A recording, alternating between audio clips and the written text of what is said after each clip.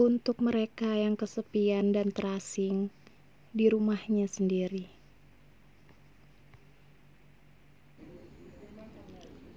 Aku kesepian sayang, datanglah menjelang kematian.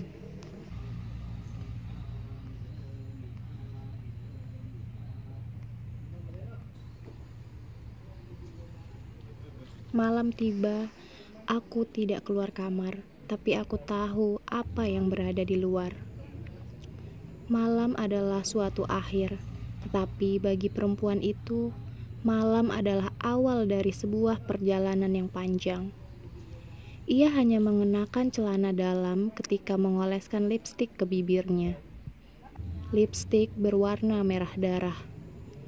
Ia mendekatkan cermin kecil ke wajahnya, memonyongkan bibirnya, mengulumnya sendiri, tersenyum sendiri. Ia tidak tersenyum sebenarnya, ia hanya memperagakan sebuah senyum. Seperti apa aku kalau tersenyum? Senyuman itu hanya suatu peragaan, tidak mewakili perasaan, karena perasaannya sendiri gelisah. Aku masih cantik. Apakah aku masih cantik?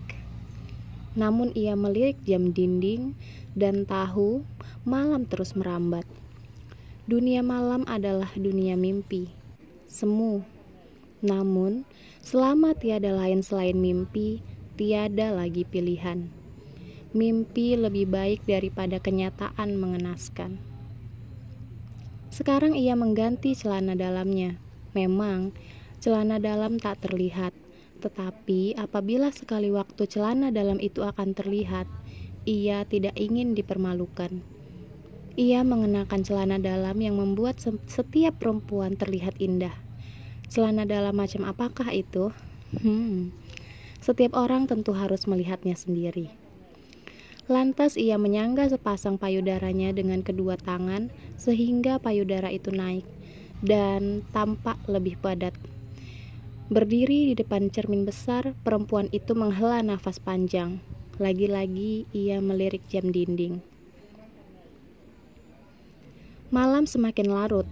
Aku masih di dalam kamar, tapi aku tahu semua kejadian di luar.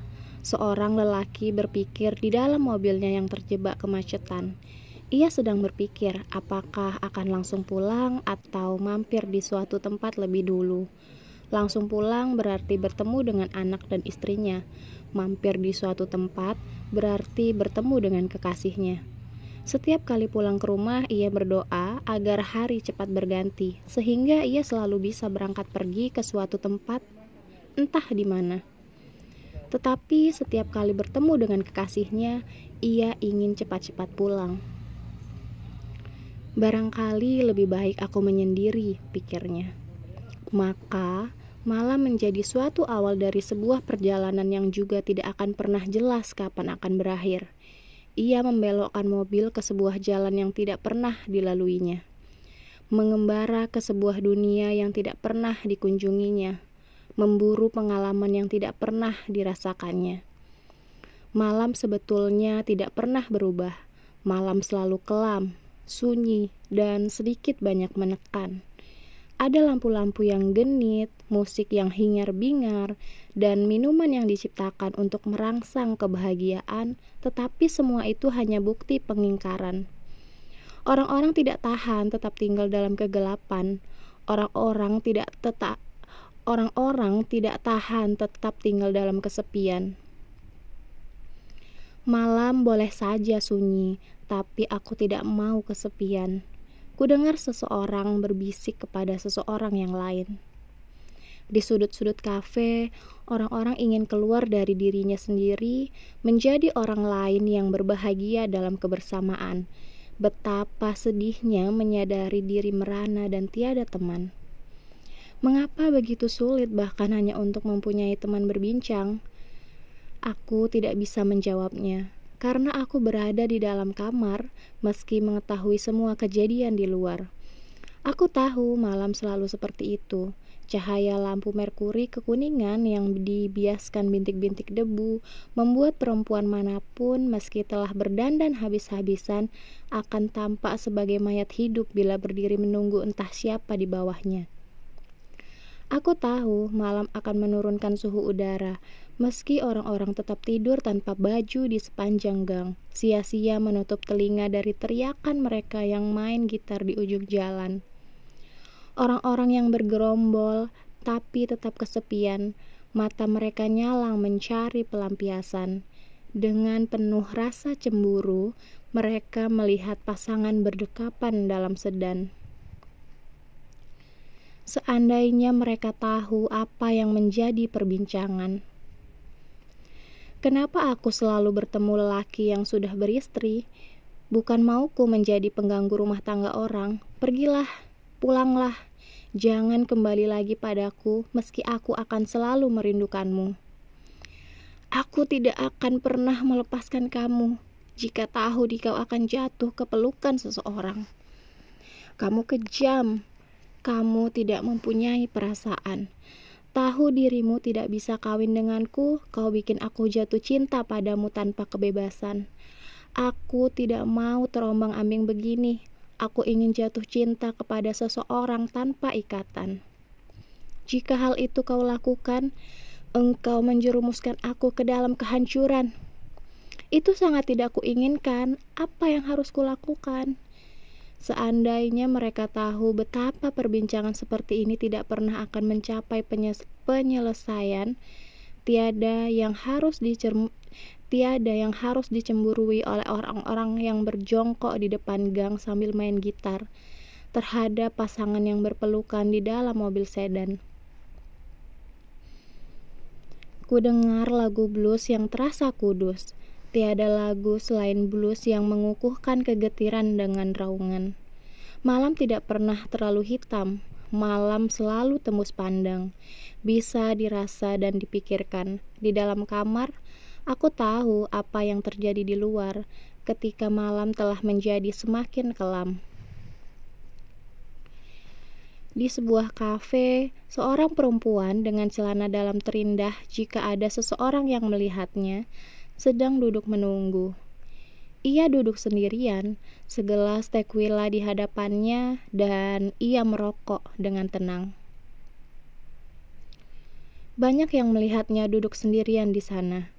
Punggungnya terbuka, bibirnya setengah terbuka, dan matanya menatap tajam setiap orang yang bahkan hanya meliriknya. Duduk sendirian di pojok seperti itu, setiap orang yang melihatnya tentu mengira ia sedang menunggu seseorang. Ia tidak seperti perempuan yang bisa berpindah tempat sekali pandang. Ia tampak terhormat meskipun sendirian.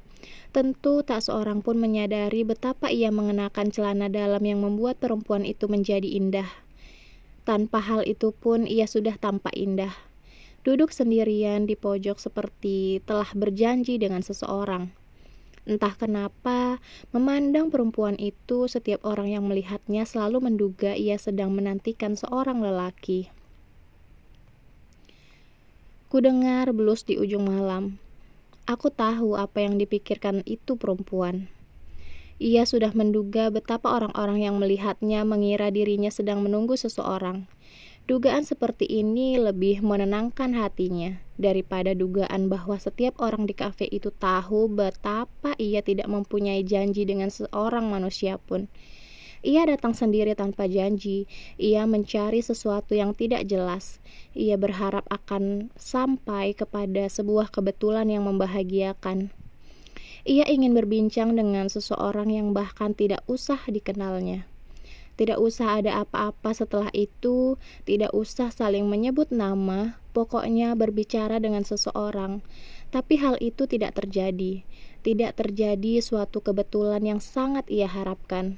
Sedangkan ia bukan jenis perempuan yang sudi untuk sengaja mengundang, apalagi menjebak dan menerkam. Meskipun ia sudah mengenakan celana dalam yang membuat setiap perempuan seperti sangat menjanjikan di atas ranjang. Kemudian ternyata tiada seorang pun meliriknya. Orang-orang tertawa keras atau berbisik pelan, kadang sambil saling bersentuhan. Semuanya tenggelam. menenggelamkan diri, menjauhi kesepian. Setiap mata berbinar terang, mengerjap sayang, mabuk keakraban dalam kesementaraan sebelum ditelan kecemasan menghadapi kematian. Namun tiba-tiba masuklah lelaki yang tiba-tiba membelokkan mobilnya ke sebuah petualangan itu. Lelaki yang tidak ingin pulang karena rumahnya hanya berarti kehampaan, yang tak juga ingin bertemu kekasihnya karena setiap pertemuan membuatnya ingin cepat-cepat pulang. Semua orang di dalam kafe melihat lelaki itu melangkah, seolah-olah mempunyai tujuan yang pasti. Entah kenapa mereka semua lantas melihat ke arah perempuan yang duduk di sudut itu, yang minum sendirian sambil menghembuskan asap rokok ke udara, seolah-olah sudah berjanji dengan seorang lelaki. Padahal aku keluar kamar. Aku juga ingin pergi ke suatu tempat supaya bisa duduk mendengarkan blues di sebuah tempat yang bersih dan terang. Namun ku tahu tempat seperti itu tidak ada. Semua kafe di kota ini lampunya remang-remang. Tidak ada sesuatu yang boleh terlihat sebagai kenyataan. Semua orang membutuhkan mimpi, sama seperti membutuhkan nasi. Bayangkanlah betapa semua orang dalam pengaruh minuman itu pulang menjelang pagi dan bermimpi lagi. Kita semua hidup dari mimpi ke mimpi. Kupandang rembulan yang sedang terang. Aku memang tidak usah pergi kemana-mana untuk mengetahui apa yang terjadi di tempat lain. Tapi aku tidak ingin mengetahui semuanya. Sudah cukup bagiku memastikan bahwa kedua manusia di kafe itu akan bertemu pandang. Aku tidak ingin tahu apa yang akan terjadi selanjutnya. Bisa saja mereka bersikap seolah-olah memang sudah berjanji untuk saling bertemu di situ. Bisa juga tidak akan pernah terjadi apa-apa. Lelaki itu duduk sendiri dan perempuan itu juga masih tetap sendiri, saling memunggungi. Aku melangkah di jalanan yang sepi. Kulewati tiang listrik satu persatu, melihat bayang-bayangku sendiri. Di gedung-gedung yang gelap, para penjaga malam bermain kartu. Aku tahu tequila yang diminum perempuan itu sudah tidak bersisa. Dan lelaki itu melihat arloji, memperhitungkan jam berapa akan tiba di rumah. Selebihnya aku tidak ingin tahu, betul-betul tidak ingin tahu, meski aku betul-betul tahu.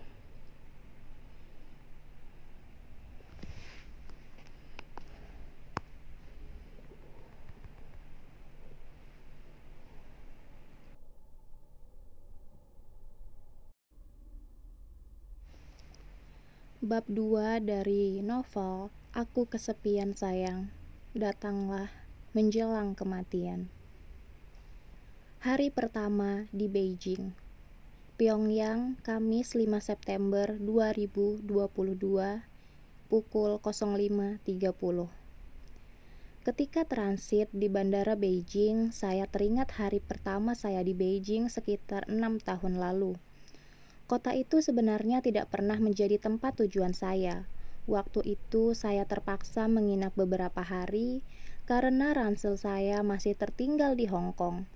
Saya tidak bisa melanjutkan perjalanan ke Ulaanbaatar. Banyak peralatan untuk memotret maupun film saya ada di ransel itu. Apalah yang bisa saya lakukan sambil menunggu selain berjalan-jalan? Dengan hati kesal, saya telusuri trotoar Beijing di musim dingin. Berjalan begitu saja tanpa tujuan, karena berdiam di kamar hotel membuat saya tambah frustasi. Maka sampailah saya ke jalan besar yang menuju lapangan Tiananmen. Belum sampai ke lapangan itu, saya melihat pemandangan yang tidak akan pernah saya lupakan. Saya melihat dua lelaki, besar dan kecil, yang sebelah tangannya masing-masing diborgol, sedangkan borgol itu dikaitkan ke pagar besi yang berada di sepanjang tepi trotoar. Saya tertegun.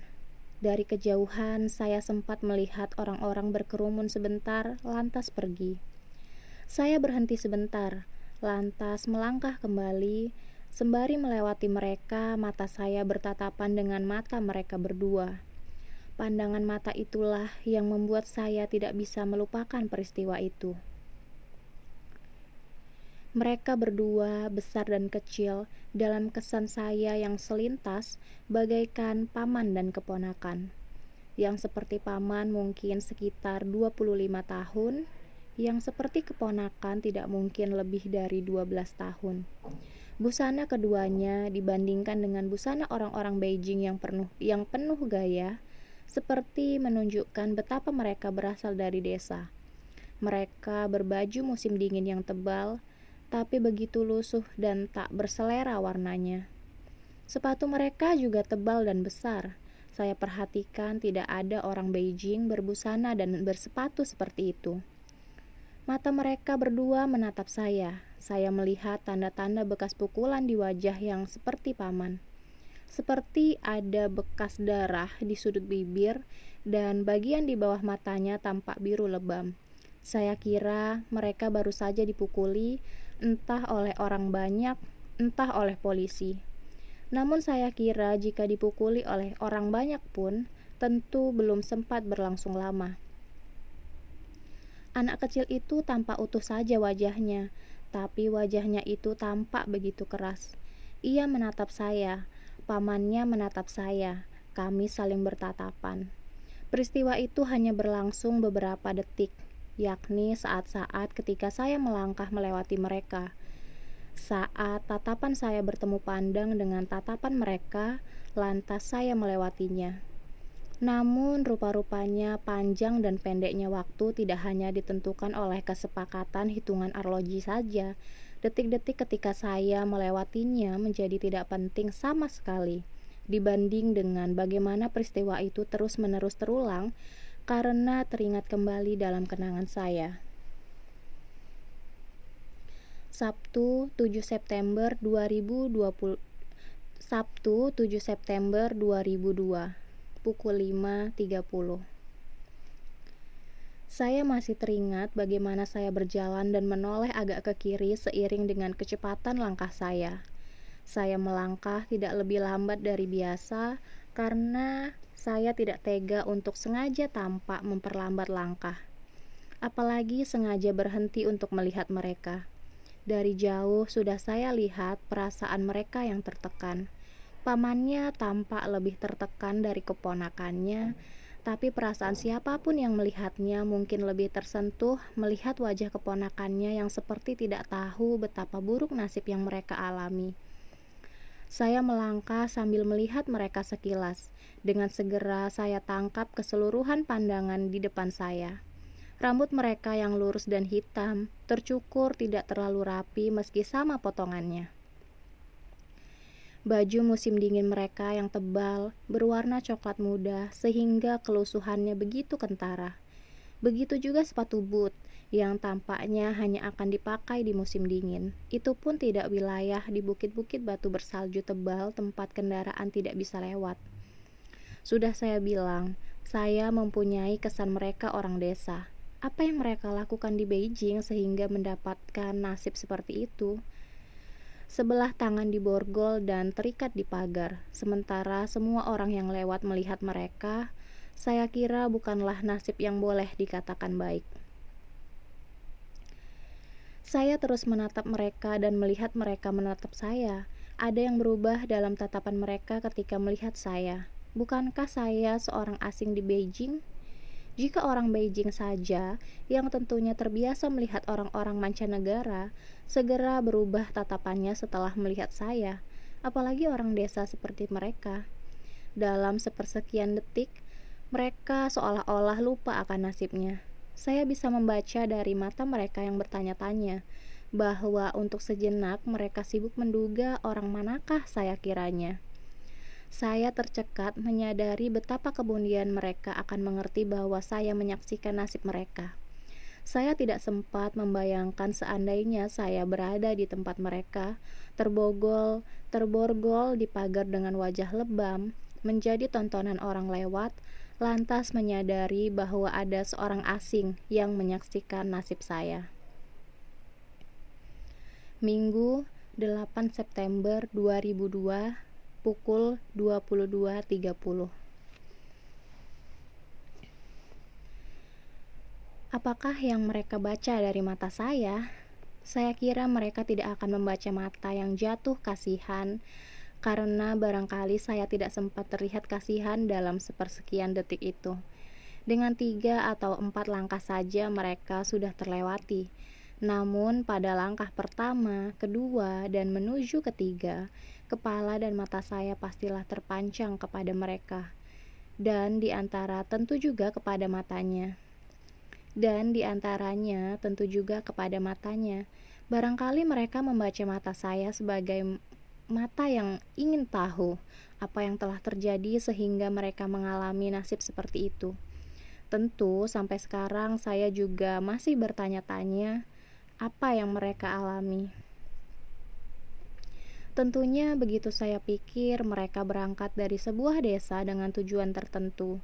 Barangkali mereka berangkat naik bis, barangkali naik kereta api, tapi bisa juga menumpang sebuah truk. Duduk di belakang di antara sayuran. Barangkali mereka pada suatu malam tiba di kota Beijing, melangkah melewati gerbangnya, dan tidur bersama para pencari kerja yang bergelimpangan bersama tas pakaiannya di bawah lampu-lampu listrik. Karena musim dingin, kemungkinan tidurnya di terowongan bawah tanah tempat orang menyeberang. Ini semua tentu saja saya bayangkan kemudian, bukan ketika saya melangkah melewati mereka dengan kepala tertoleh agak ke kiri dan semakin ke kiri bersama langkah-langkah saya ke depan, sampai posisi kepala itu tidak bisa saya pertahankan lagi.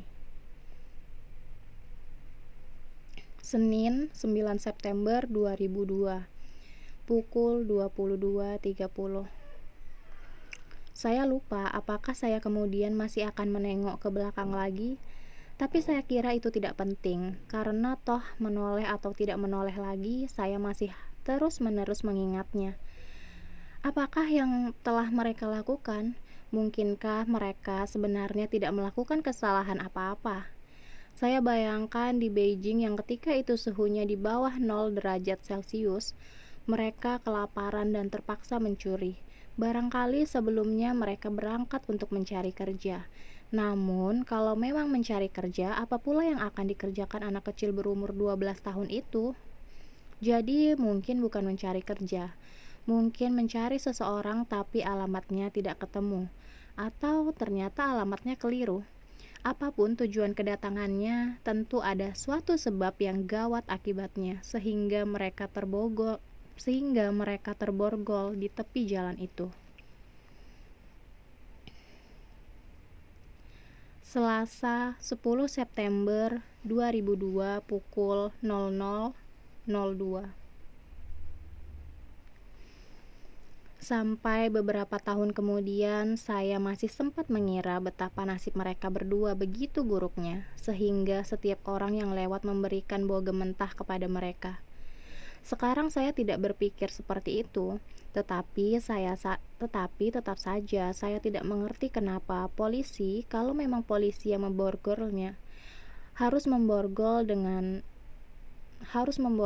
tangan ke pagar di tepi jalan seperti itu. Apakah polisi begitu sibuknya sehingga tidak sempat membawa dan mengurung mereka di kantor polisi? Saya tidak melihat seorang polisi pun di sekitar tempat itu. Kalau ada orang diborgol, mestinya itu urusan polisi dong. Tapi kemana polisinya? Apakah polisinya habis untuk mengejar seseorang yang lain? Yang barangkali juga tadinya bersama mereka. Saya betul-betul tidak habis pikir. Bagaimana mungkin ada orang terborgol di pagar begitu rupa, sementara orang-orang lewat begitu saja? Ketika saya lewat, saya menatap mereka, dan mata mereka melihat bahwa mata saya menatap mereka. Membayangkan perasaan mereka saat itu membuat saya sampai sekarang sering merasa sangat tidak enak.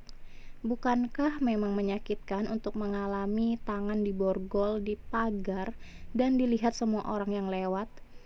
Memang semua orang yang lewat tampaknya tidak terlalu tega untuk menonton mereka. Tetapi melihat semua orang lewat tanpa usaha untuk terlihat peduli juga memberikan penderitaan tersendiri. Apakah mereka memang menderita? Sebetulnya yang seperti paman itu seingat saya seperti menahan tawa. Dalam perkiraan saya, barangkali ia saat itu sedang menertawakan nasibnya sendiri. Wajah bocah yang seperti keponakannya itu bagaikan sedang bertanya-tanya. Alih-alih semua orang yang lewat memperhatikan dia, seolah-olah dialah yang bertanya-tanya kenapa semua orang memperhatikan dirinya yang jelas-jelas di borgol itu. Anak kecil ini juga melihat saya, dan matanya yang sipit semakin lebar terbuka. Jelas dia melihat sesuatu yang asing, dan untuk sejenak tentu juga tercerabut dari nasib yang dialaminya. Bocah ini masih menyimpan kemurnian kanak-kanak, tidak patutlah ia mengalami nasib seperti itu. Saya tidak tahu pasti kenapa saya selalu teringat pertemuan saya dengan mereka. Barangkali tidak bisa disebut pertemuan, karena hanya terjadi saling tatap. Tetapi kalau hal itu bukan pertemuan, lantas apa namanya? Jika mau disebut berpapasan, hal itu bisa terjadi tanpa saling melihat. Sedangkan kami jelas saling melihat. Saya melihat mereka, mereka melihat saya, dan saya membaca tatapan mata mereka, dan mereka membaca tatapan mata saya.